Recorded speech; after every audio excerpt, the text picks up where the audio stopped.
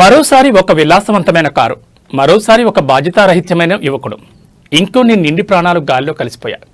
ఉత్తరప్రదేశ్ రాజధాని లక్నోలో జరిగిన ఈ ఘటన నాగరిక సమాజాన్ని తలదించుకునేలా చేస్తోంది. కేవలం క్లాస్ 12 చదువుతున్న ఒక విద్యార్థి ఫేర్వెల్ పార్టీ ముగించుకుని తన కారుతో రోడ్లపై మృత్యు విన్యాసాలు చేశాడు. 5 అమాయకులపైకి కారును తోటాలా దూటించాడు. ఈ దేశంలో నడి రోడ్లపై నడిచే సామాన్యుడి ప్రాణానికి విలువ లేదా?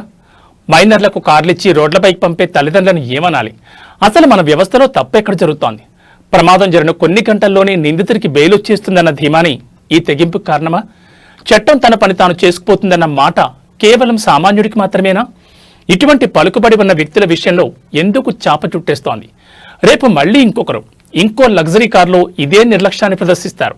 ఎందుకంటే వాళ్లకు తెలుసు, చట్టానికి ఉన్న కళ్లకు గంతలు కట్టడం వాళ్లకు చాలా సులభమని. ఈ అరాచకానికి ముగింపెక్కడా?